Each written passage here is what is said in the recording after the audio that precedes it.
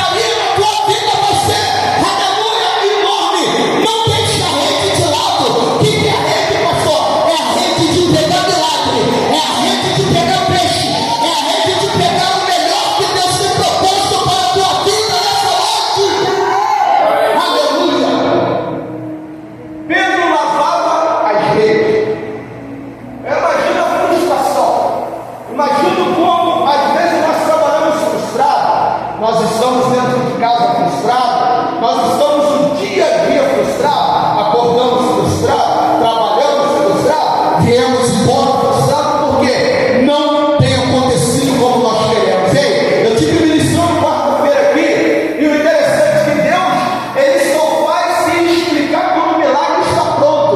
Ele não vai te explicar nada enquanto Ele está preparando o milagre para você, mas quando o milagre estiver pronto, Ele se revela diante de você. Nesse momento tem milagre sendo preparado, por isso que Ele está quieto. Nesse momento tem milagre sendo preparado, por isso que Ele não está falando nada. Mas quando o milagre acontecer, você vai ver. E Deus tem as maneiras dele trabalhar, igreja. Deus tem os meios dele trabalhar. Ele não trabalha igual os meus meios. Talvez o meu meio seja bom, mas Deus tem uma maneira para trabalhar. E muitas vezes eu não entendo isso, né? E quero deixar a minha rede de lado. E quero largar a minha rede.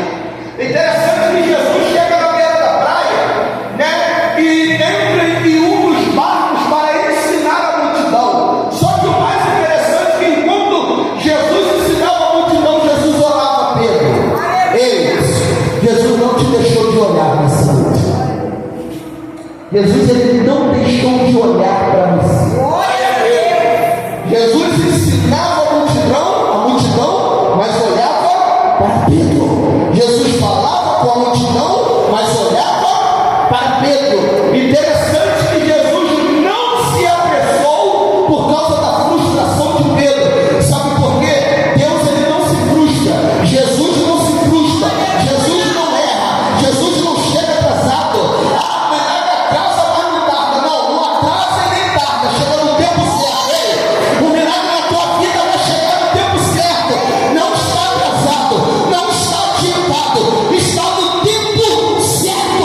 E no tempo certo você vai ver o poder de Deus na tua vida. No tempo certo você vai ver o milagre na tua família. Mas tudo é no tempo de Deus.